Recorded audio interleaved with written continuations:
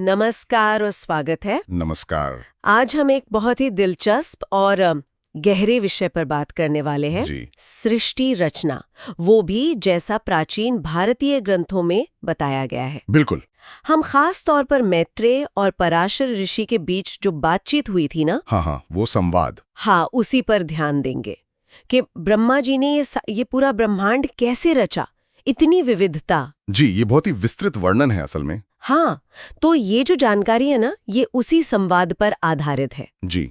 इसमें ये सवाल है कि भाई देवता, ऋषि, पितर, दानव, मनुष्य, पशु पक्षी, हाँ, जानवर, पेड़ पौधे, ये सब कुछ आखिर बना कैसे, कैसे अस्तित्व में आया। बिल्कुल। तो हमारी कोशिश रहेगी आज कि इस जटिल ब्रह्मांड विज्ञान को थोड़ा परत दर परत खोलें। हाँ, समझने की कोशिश करें रचना के अलग अलग चरण, प्रकार, और देखें कि ये हमें जीवन के बारे में, प्राणियों के स्वभाव के बारे में क्या बताता है, क्या सिखाता है। जी हाँ, तो चलिए शुरू करते हैं। तो शुरुआत होती है मैत्रेय जी की एक सीधे से सवाल से। उनकी जिज्ञासा थी कि भाई ये सब कैसे बना। तो देवता से लेकर पेड़ पौधों तक हर तरह का जीवन। बिल्कुल। और पराशर ऋषि का जवाब भी एकदम शुरू से शुरू होता है, सृष्टि की शुरुआत से। अच्छा। वो बताते हैं कि जब ब्रह्मा जी ने सोचा कि सृष्टि करनी है ना, तो सबसे पहले तमोगुण के प्रभाव से। तमोगुण यानी अज्ञान, अंधकार। हाँ, अज्ञान, अंधकार। उसके प्रभाव से एक रचना हुई, वो भी कह सकते हैं अबुद्धिपूर्वक, मतलब जैसे अनजाने में ही। और ये पहली रचना अज्ञान से भरी थी, और इसी से 5 तरह की अविद्या, मतलब अज्ञान के रूप, वो पैदा हुए। अविद्या के 5 रूप ये कौन से हैं? हाँ, ये हैं तम, यानी वो ज्ञान का एकदम अभाव, पूरा अंधेरा। फिर मोह, मतलब सही गलत में फर्क न कर पाना। भ्रम, अच्छा, महामोह, यह है सांसारिक चीजों के पीछे भागना, बहुत ज्यादा इच्छा। फिर तामिस्र, क्रोध या घृणा कह सकते हैं। और अंधतामिस, ये मृत्यु का डर या शरीर से बहुत ज्यादा लगाव। ओह, ये 5। हाँ, स्रोत में एक छठी क्रोध भी बताई गई है, जो तामिस्र से ही जुड़ी है। तो यूं समझिए कि ये अज्ञान की अलग अलग परतें हैं, जो पहली रचना के साथ ही आ गईं। अच्छा, तो इस तमोगुण और अज्ञान से सबसे पहले क्या बना फिर? वर्णन कहता है कि ये रचना ज्ञान से बिल्कुल शून्य थी। अंदर बाहर से अंधेरा। और इसमें बनी जड़ वस्तुएं, जैसे पहाड़, पेड़, झाड़ियां, लताएं वगैरह। अच्छा, जड़ चीजें। हाँ, इसे मुख्य सर्ग कहा गया, मतलब पहली मुख्य रचना। लेकिन यहाँ बात थोड़ी दिलचस्प हो जाती है। ये जड़ रचना काफी क्यों नहीं थी? ब्रह्मा जी को ये क्यों लगा कि ये जीवन के असली मकसद, पुरुषार्थ, उसके लिए अधूरी है? बिल्कुल सही सवाल। हाँ, मतलब इसमें क्या कमी थी? देखिए, पुरुषार्थ का मतलब है जीवन के 4 लक्ष्य होते हैं ना जी। धर्म, अर्थ, काम और मोक्ष। अब ये जो जड़ वस्तुएं हैं, जिनमें चेतना नहीं है, वो ये लक्ष्य कैसे पाएंगी? वो तो स्थिर हैं। हाँ, सही बात है। न कर्म कर सकती हैं, न ज्ञान पा सकती हैं। तो ब्रह्मा जी को लगा कि भाई ये रचना तो सृष्टि का उद्देश्य पूरा नहीं करती। तो उन्होंने फिर से ध्यान लगाया, एक और तरह की सृष्टि के बारे में सोचा। तो इस कमी को पूरा करने के लिए उन्होंने फिर ध्यान लगाया और दूसरी रचना की तरफ बढ़े। ये कौन सी थी? दूसरी रचना थी पशु पक्षियों की। इसे तिर्यक स्रोत कहा गया। तिर्यक स्रोत? तिर्यक मतलब? तिर्यक यानी तिरछा चलने वाले। अच्छा। स्रोत बताता है कि ये प्राणी स्वभाव से तमोमय होते हैं, मतलब तमोगुण ज्यादा होता है इनमें। वे अज्ञानी होते हैं, विवेक नहीं होता, गलत रास्ते पर चलते हैं, उल्टी सीधी बातों को सच मान लेते हैं। और अहंकारी भी होते हैं, अभिमानी, बस अपनी शारीरिक जरूरतें, खाना, सोना या आंतरिक सुख, उसी को सब कुछ समझते हैं। तो इन्हें भी पुरुषार्थ का साधक नहीं माना गया? नहीं, इन्हें भी नहीं। यहां ये देखना दिलचस्प है कि गुण और प्राणी का स्वभाव कैसे सीधे जुड़े हैं। हाँ। तिर्यक स्रोत में तमोगुण की प्रधानता, उनके अज्ञान, विवेक की कमी और सिर्फ अपनी आदतों, प्रवृत्तियों के हिसाब से चलने में साफ दिखती है। ये दिखाता है कि गुण सिर्फ एक लेबल नहीं है, बल्कि वो प्राणी की क्षमताएं, उसकी सीमाएं, वो सब तय करता है। उनमें ऊंची चेतनाएं या पुरुषार्थ पाने की क्षमता की कमी थी। ये रचना में जटिलता की तरफ एक कदम तो था, पर अभी भी अधूरा था। तो ब्रह्मा जी ने फिर सोचा, और तब आई तीसरी सृष्टि। जी हाँ, तीसरी सृष्टि ऊर्ध्व स्रोत या देवसर्ग। ऊर्ध्व स्रोत यानी ऊपर, देवता। बिल्कुल, जैसा नाम से पता चल रहा है, ये देवता थे। ऊपर के लोकों में रहने वाले। इनका स्वभाव सात्विक बताया गया है। सत्व गुण की प्रधानता। हाँ, वे सुख चाहने वाले होते हैं, अंदर और बाहर दोनों तरफ देखने की क्षमता रखते हैं, ज्ञान से युक्त होते हैं। तो इस देव सर्ग के बनने पर ब्रह्मा जी खुश हुए, उन्हें संतोष मिला? हाँ, वो खुश हुए, संतुष्ट हुए, लेकिन कहानी यहां भी पूरी नहीं हुई। अच्छा, ऐसा क्यों? सही पकड़ा आपने। ब्रह्मा जी संतुष्ट तो हुए, लेकिन स्रोत आगे कहता है कि इन तीनों तरह की सृष्टियों को, मतलब जड़, पशु पक्षी और देवता, इनको भी पुरुषार्थ का उत्तम साधक नहीं माना उन्होंने। ओह, देवताओं को भी नहीं? जी नहीं। और इसीलिए उन्होंने एक और ज्यादा सक्षम सृष्टि के लिए फिर से सोचना शुरू किया। लेकिन अगर देवता सात्विक थे, सुखमय थे, तो फिर वो भी उत्तम साधक क्यों नहीं माने गए? क्या कमी थी? उनके सुख में ही कोई कमी थी? हाँ, ये बहुत अच्छा सवाल है। देखिए, उनका सात्विक स्वभाव, उनका सुख उन्हें ऊंचा तो बनाता है ना? पर शायद पुरुषार्थ के सभी पहलू, खासकर मोक्ष, उसकी सीधी साधना, उसके लिए उनमें भी कुछ सीमाएं हो। अच्छा। शायद उनका सुख भी एक तरह का बंधन हो सकता है। शायद सृष्टि का वो पूरा उद्देश्य, जिसमें दुख भी है, संघर्ष भी है, और फिर उससे पार जाने की प्रक्रिया, वो सिर्फ देवताओं से पूरा नहीं हो सकता था। अच्छा। वे शायद उस पूरे अनुभव के एक पहलू को दिखाते थे, पूरे अनुभव को नहीं। और तब आई चौथी रचना, और शायद सबसे अहम, मनुष्य। बिल्कुल, मनुष्य, जिन्हें अर्वाक स्रोत कहा गया। अर्वाक स्रोत, क्योंकि वो नीचे रहते हैं, पृथ्वी पर। हाँ, क्योंकि वो नीचे यानी पृथ्वी पर रहते हैं, तो इसका मतलब ये हुआ कि अब ऐसे प्राणी बने जो कोशिश कर सकते हैं। हाँ, जो दुखों के बावजूद पुरुषार्थ साध सकते हैं। बिल्कुल सही। स्रोत कहता है कि मनुष्यों में सत्व, रजस और तमस तीनों गुणों का मिश्रण होता है। तीनों गुण? हाँ, और अक्सर रजस और तमस की अधिकता होती है। ओह! इसी वजह से वे दुख बहुल होते हैं, मतलब जीवन में दुख ज्यादा अनुभव करते हैं। लेकिन साथ ही वे बेहद क्रियाशील होते हैं। उनमें बाहरी और भीतरी ज्ञान दोनों पाने की क्षमता होती है। और सबसे जरूरी बात, वे साधक होते हैं। साधक मतलब? यानी उनमें पुरुषार्थ के चारों लक्ष्यों को साधने की कोशिश करने की क्षमता होती है। मौका देता है। सुख, दुख, क्रिया, ज्ञान, अज्ञान, सब कुछ। और यही मिश्रण उन्हें आध्यात्मिक खोज, पुरुषार्थ प्राप्ति, इसके लिए विशेष रूप से तैयार करता है। तो ये हुए पहले 4 मुख्य वैकृत सर्ग। जी। पौधे मुख्य, पशु तिर्यक, देवता ऊर्ध्व और मनुष्य अर्वाक। वैकृत मतलब जो रूपांतरण से बनी। हाँ, जो पहले से मौजूद तत्वों में बदलाव से बनी सृष्टि। लेकिन पूरी गिनती 9 सर्गों की बताई जाती है। 9, 4 तो ये हो गए, बाकी? हाँ, इनमें 3 प्राकृत सर्ग भी हैं, जो मूल प्रकृति के तत्व हैं, जैसे महत तत्व, मतलब बुद्धि तत्व। अच्छा। तन्मात्राएं, यानी सूक्ष्म भूत, जैसे शब्द, स्पर्श, रूप, रस, गंध। और वैकारिक सर्ग, मतलब इंद्रियां, ये सृष्टि के बिल्कुल मूलभूत घटक हैं। और फिर बाद में 8वां अनुग्रह सर्ग का जिक्र आता है, जो सात्विक और तामसिक दोनों है, जैसे सनकादि ऋषि। और 9वां कौमार सर्ग, जो सनकादि ऋषियों का ही सर्ग है, और उसे प्राकृत और व्याकृत दोनों माना जाता है। वाह, ये तो एक पूरा खाका हो गया। हाँ। कि कौन कौन सी रचनाएं हुई। जी। लेकिन मैत्रेय वो और विस्तार चाहते थे।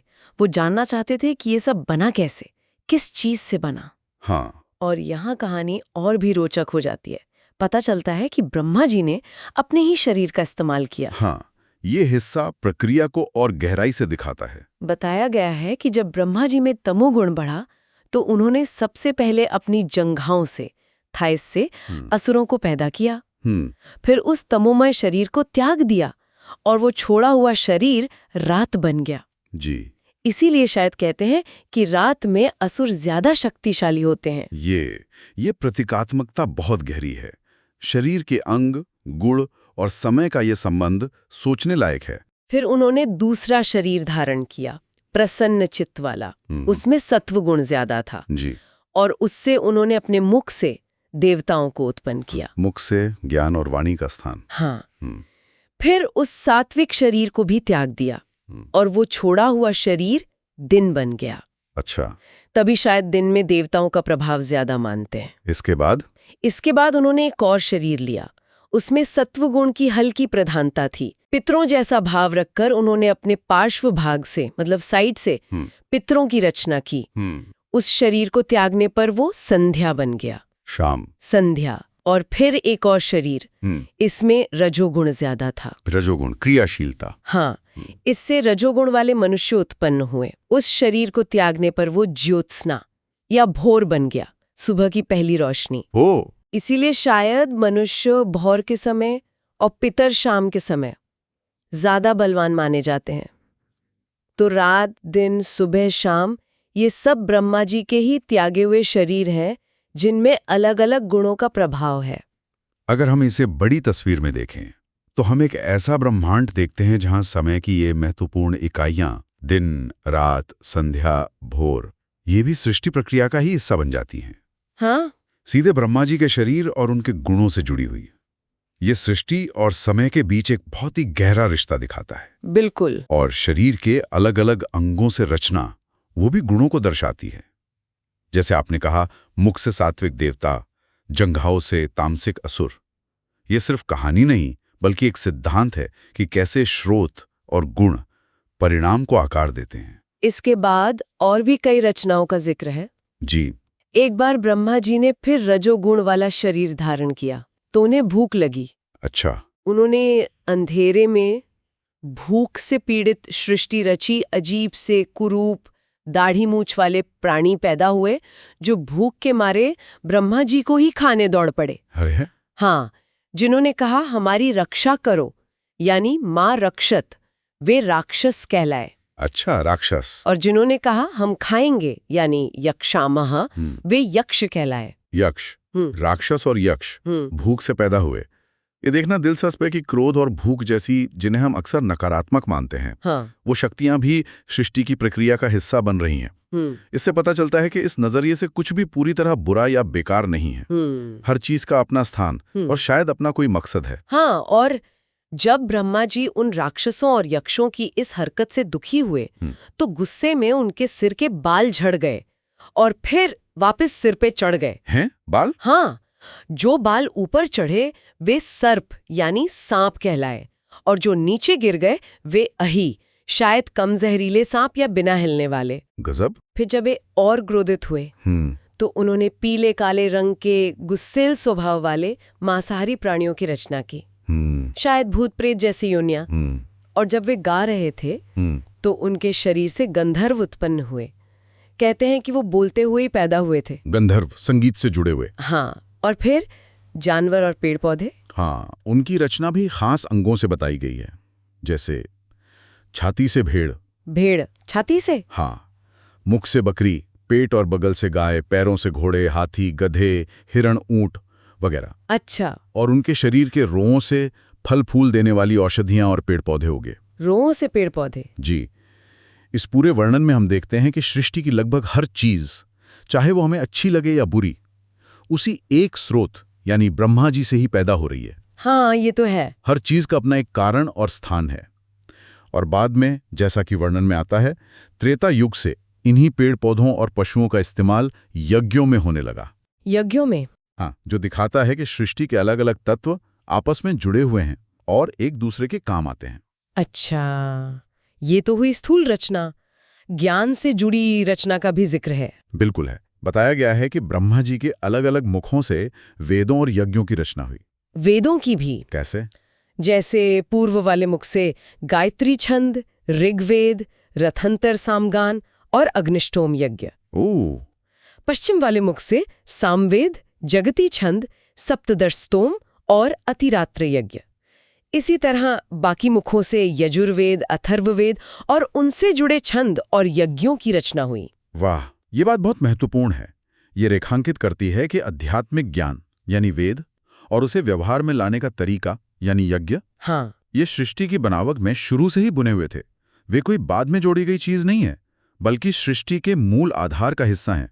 ज्ञान और कर्मकांड सृष्टि के साथ ही प्रकट हुए। तो इस तरह ब्रह्मा जी ने सभी ऊंच नीच प्राणियों, चलने वाले, स्थिर, चर, अचर, सबकी रचना की। देवता, असुर, पितर, मनुष्य, यक्ष, राक्षस, गंधर्व, अप्सरा, पशु, पक्षी, सांप, पेड़ पौधे, सब कुछ। जी, और यहाँ आकर पराशर ऋषि एक बहुत ही गहरी और महत्वपूर्ण बात बताते हैं। क्या?